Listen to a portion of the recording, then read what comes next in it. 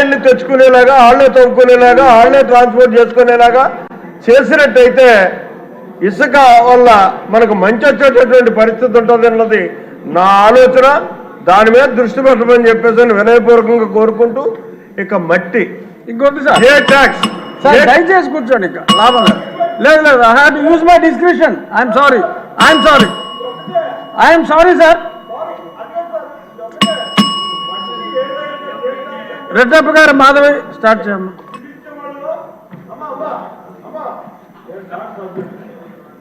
మీరు senior most సభ్యులు sir. First time ఎమ్మెల్యేలకు అవకాశం ఇవ్వరా?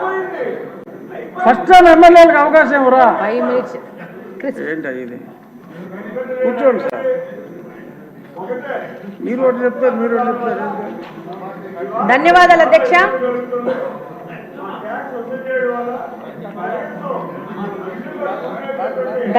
అధ్యక్ష. ఈ అవకాశం నాకు ఇచ్చినందుకు.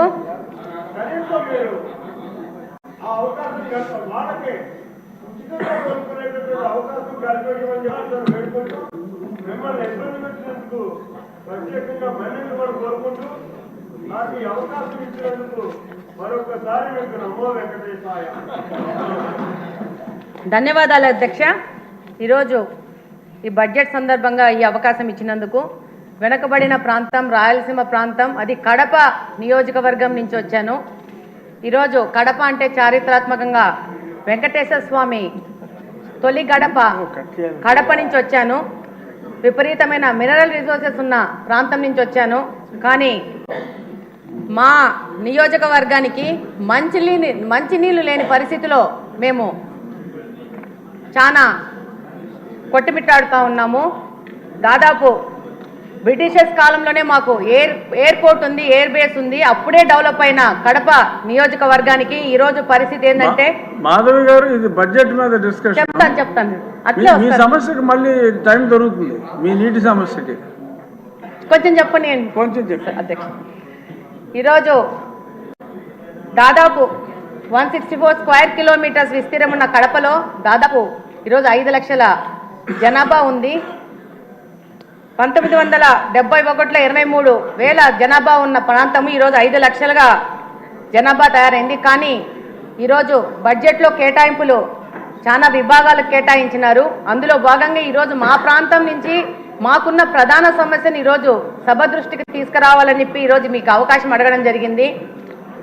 అందులో భాగంగా ఈరోజు మాకు వాటర్ రిసోర్సెస్ గురించి చూస్తే 2 water resources, Penna river, Buggavanka almost అది ఫంక్షనింగ్లో లేదు. పెన్నా రిసోర్సెస్ వస్తే, పెన్నా రివర్కి వస్తే 2 గండి water works, Lingampally water works నుంచి మాకు నీళ్ళు వస్తున్నాయి.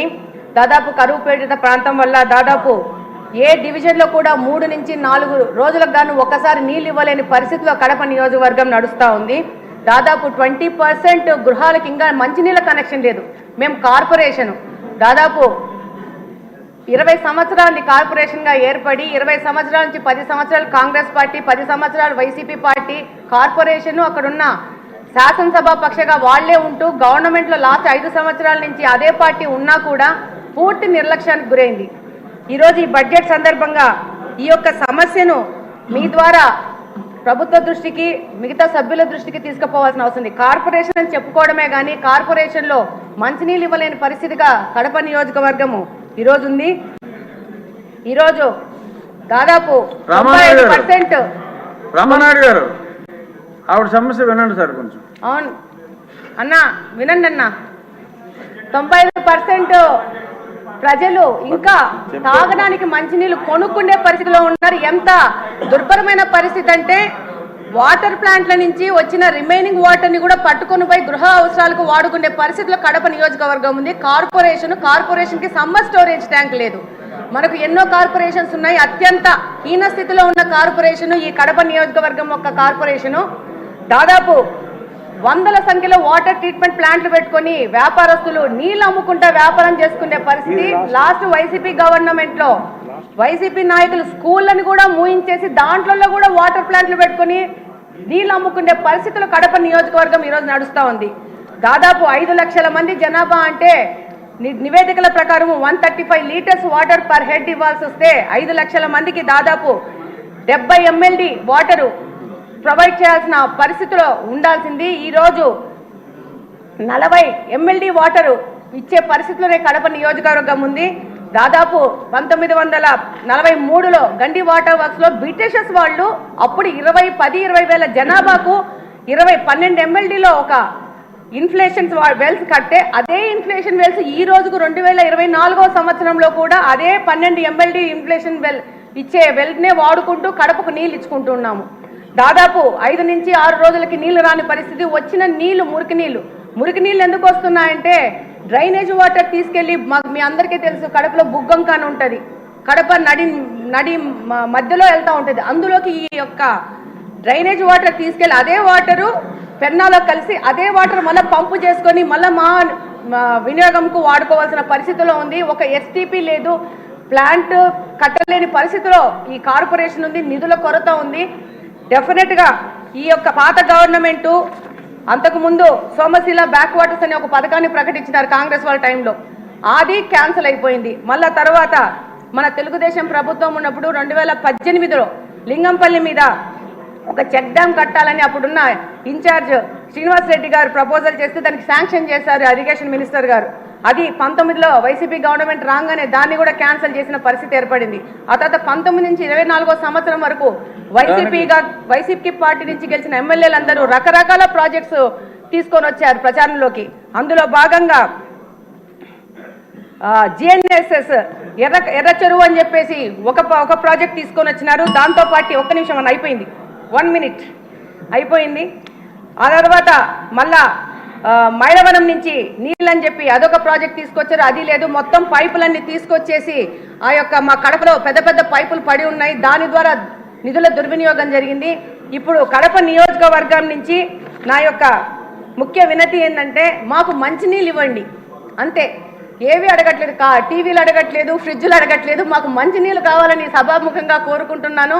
ఇదొక కడప నియోజకవర్గంలోని ప్రజలందరి బాధను ఈ సందర్భంగా ఈ యొక్క సభ దృష్టికి తీసుకొస్తూ దానికి సంబంధిత మంత్రులు, ఇరిగేషన్ మంత్రులు గారికి, అలాగనే మున్సిపల్ మంత్రులు గారికి, ముఖ్యమంత్రి గారికి ఈ విషయం ప్రత్యేకంగా చెప్పాల్సిన అవసరం ఉంది. మా కడప నియోజకవర్గం 2 ముఖ్యమంత్రులను ఇచ్చింది. 2 ముఖ్యమంత్రుల యొక్క నిర్లక్ష్యానికో మరి వాళ్లకు కడప అంటే చిన్న చూపో, కడప హెడ్ క్వార్టర్స్ లో మంచినీళ్ళు లేని పరిస్థితిలో కడపను తీసుకొచ్చినారంటే చాలా దౌర్భాగ్యమైన పరిస్థితి. మా కడప నియోజకవర్గం ఒక డిప్యూటీ సీఎం ని కూడా ఇచ్చింది. ఆయనకు అవగాహన రాహిత్యం వల్ల దాదాపు కడప నిర్లక్ష్యం చేసుకుని కడపలో నీళ్లు లేని పరిస్థితి, నీళ్లకు రామాని కొట్టుకునే పరిస్థితికి ఈరోజు కడపని తీసుకొచ్చారు. డెఫినెట్ గా మంత్రులు గాని, ముఖ్యమంత్రి గాని, సంబంధిత మినిస్టర్లు గాని ఈ యొక్క విషయాన్ని పూర్తిగా మీరు 3 నిమిషాల్లో ముగించమ్మా. ఆదినారాయణ రెడ్డి గారి తర్వాత ఆయనకి ఇద్దాం అన్న. థ్యాంక్ యూ అన్నయ్య, అవకాశం ఇచ్చినందుకు. ఇప్పుడు ఆపరేషన్ లేకుండానే మోకాళ్లకు ప్లాస్మా ట్రీట్మెంట్. మీ ఆర్థోపెటిక్ సమస్యలన్నిటికీ రోబోటిక్ టెక్నాలజీ ద్వారా తక్కువ ఖర్చుతో శాశ్వత పరిష్కారం. ఫ్రీ కన్సల్టేషన్, ప్రతి ట్రీట్మెంట్ పై 20% డిస్కౌంట్. ఈ ఆఫర్ కొద్ది రోజులు మాత్రమే. త్వరపడండి. V9 hospitals 9281465842.